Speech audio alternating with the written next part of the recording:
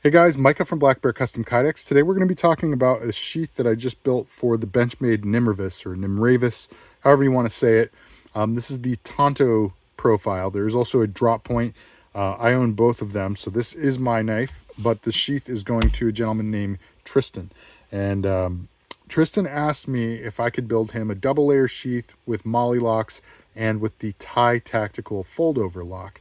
So we're going to get into some excruciating detail on this stuff, and I'll try to keep it under 10 minutes. This is like my 20th attempt at recording the video, and I've just been going over and over and over that 10-minute mark by a lot. So we'll try to keep it concise. So what we have here is a sort of broken double layer. What I mean by that is there's a double layer on the tip and there's a double layer at the handle at the front end, but there's a break in between. So it's segmented. This is only single layer, what you're seeing there. The only reason I did that on a double layer request is not only for like the stylistic preference here, but also because there is a plate that's very thick. It's 3 layers of Kydex. It's black, ranger green, and black.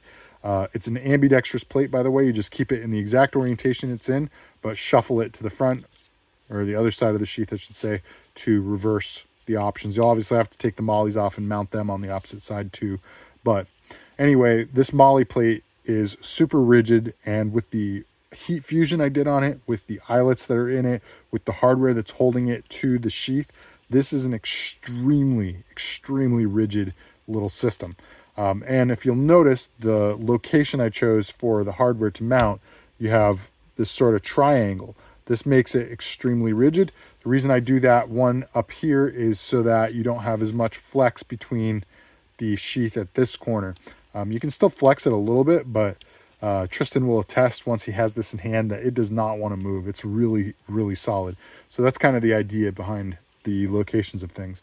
Now, when I say stylistic preference as far as the segmented or the broken double layer, what I'm referring to is if you go look up Thai Tactical, T-I-E Tactical, a gentleman named Kevin Robinson had this incredible sheath company for a long time. I believe he's out of business now, but you can still see tons of YouTube videos, tons of pictures on Google, and I think his website is even still technically alive. I don't believe he's in business anymore, but correct me if I'm wrong. And if he is still in business, guys, I would seriously encourage you to go check out his stuff and purchase if you see anything you like, because not only is his stuff extremely unique, but Kevin was one of the original Kydex gangsters. I mean, he was around in the Kydex boom doing something that nobody else was doing. I mean, he invented stuff that was just totally fresh and new. And without what he did, you would definitely not see my work where it's at now. So I really appreciate what Kevin did, and I've got a backstory for you about him as well. So check this out. When I first got started with Kydex, before I created a company, before I was doing sheaths for anybody else, just messing with my own knives and just doing it for fun, I kind of discovered that, you know, I discovered a couple cool little things. Like if you make a sheath on a folder with a thumb stud or something, you can actually manipulate and make that thumb stud pull the blade open as you draw. And no, I did not get to that concept first. There were two or three other guys, including Kevin, by the way, who had come up with that concept long before me. I just happened to discover it independently. Another thing I discovered independently was that you could create a second layer that would kind of add retention. And then I started thinking, well, what if the second layer was something you could manipulate to like pop over? And so my original one had a similar tab system, but the tab on the rear was cut shorter so that the hook wouldn't even make contact with it. So it'd be like the hook would be off behind this tab instead of between them, and then you'd have to really work to pop it back over. I didn't really have the design figured out. It was very rudimentary, not as effective, but a similar concept anyway. So I took that concept and I thought I was the king, and I thought I was super cool, and I decided to post a sheath picture, or it might have even been a video, on a Facebook EDC group. Well, a couple people commented, hey man, that's pretty cool, nice work, things like that. And then a dude named Kevin Robinson left a comment on there. How dare you? How dare you steal my design? You have no right, blah, blah, blah. Like, he left a pretty harsh comment. And I was like, what? And it was just his name, Kevin Robinson.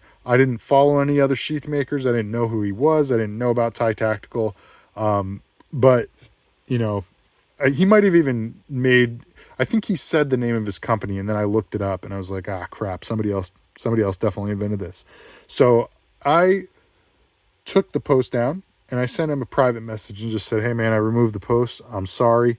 I didn't realize this was your invention. Didn't mean to step on your toes or some such. And then he sent me another message back. And I was expecting, when I saw the notification and I saw he just said, what's your phone number? I thought, oh boy, I'm going to get it. So I was like, well, you know what? I did wrong. If he wants to chew me out, that's well within his right. So I sent him my phone number. Phone rings. I pick it up. Hey man, this is Kevin. I said, hey man, this is Micah. Well, I was expecting to get yelled at. You know what the first thing out of his mouth was? Said, I'm sorry, man. I had a knee-jerk reaction. A lot of people copy my work. I just, got a little bit upset when I saw that. So I apologize. I couldn't believe the dude was taking the time to apologize to me, a Kydex nobody who had copy. Like, I full on deserved every bit of the ridicule that he was going to give me.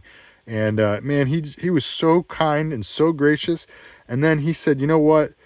You seem like a nice guy. Anytime you want to use my lock, you have my permission. And if anybody gives you trouble about it, point them my way and I'll set them straight.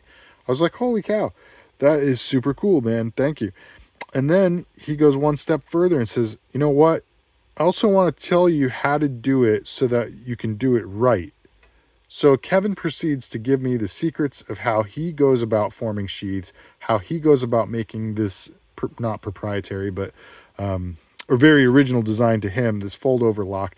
Dude, super, super cool guy. I couldn't believe that this legend in the Kydex industry was taking the time to help out this nobody. I didn't even have a company yet. I wasn't even trying to sell things.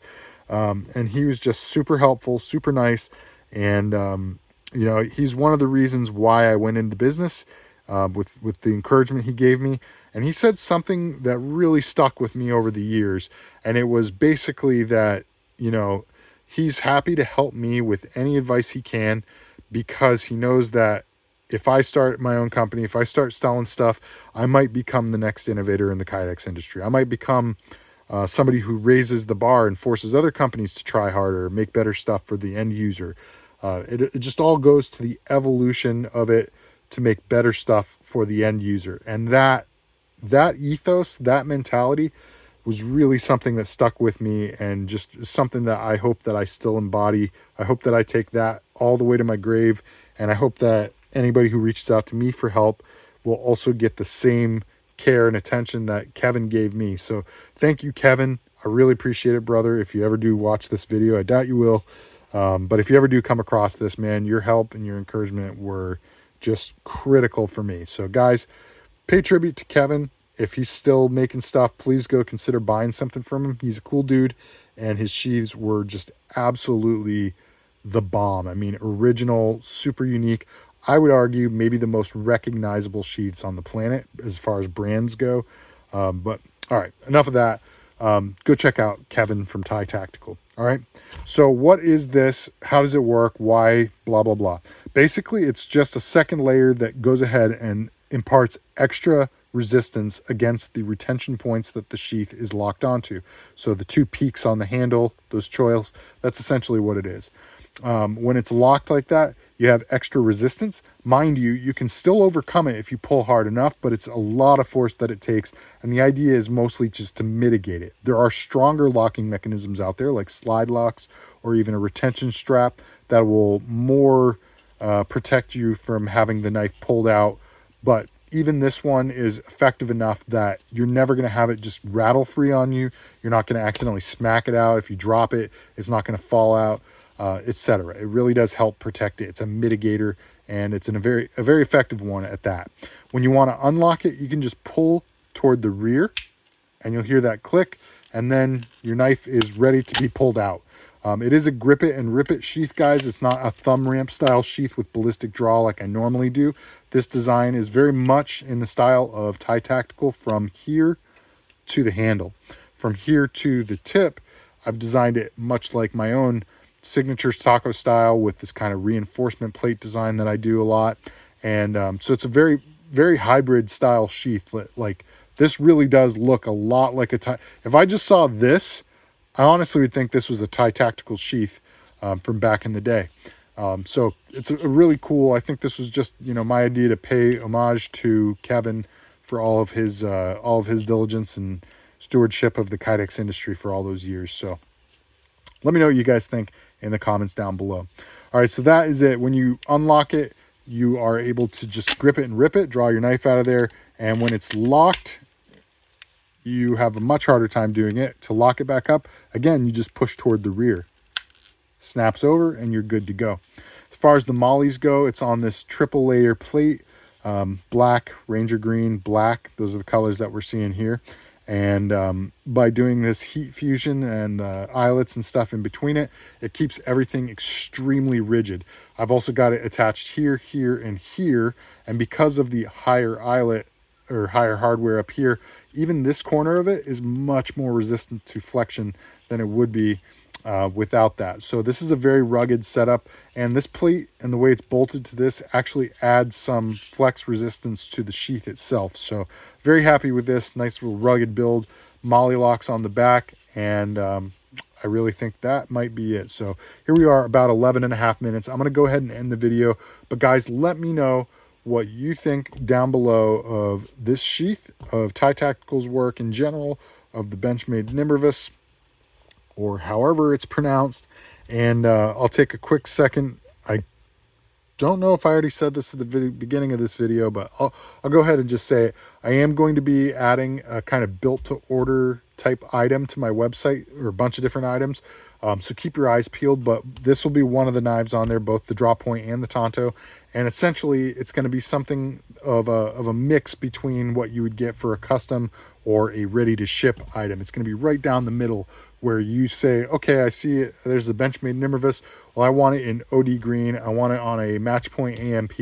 And maybe I'd even give you a choice of like 1 or 2 accessories, taco versus pancake style. There'll be some delineations in there that you can choose different things in there, but it's not really a custom order. It's kind of like picking the trim on a car. You can go to the dealership and you can select, you know, models with certain trim levels or accessories or whatever, but you're not asking them to build you a custom car. So there's a big difference, but it kind of gets you a little bit closer without the same wait times. I just don't want to have guys waiting in the wait list, taking up a spot in the wait list when they could get something much quicker, and when somebody else who wants something much more complicated would need to go through the wait list or the custom order process. When, you know, if you're waiting in the wait list for 3 months and you just, you know, when I finally reach out to you, you're like, hey, I just want an SE3. I'm like, okay, probably didn't have to wait this long. Sorry about that. So anyway, I want to solve those problems at the same time. So that's what the ready to ship, or sorry, the built to order kind of thing is going to be for. So keep your eyes peeled for that. And if you do have ideas about what knives you want to see represented in that, please comment down below and let me know. Doesn't matter if it's a fixed blade, a folder, or whatever. And I will start compiling data and deciding what ones I want to offer first, or maybe there's some gaps that I have in my collection that I will fill in so that I can offer those options to you as well. All right, guys, that's all I've got for you. Like, share, comment, subscribe, and stick around for the next video. God bless.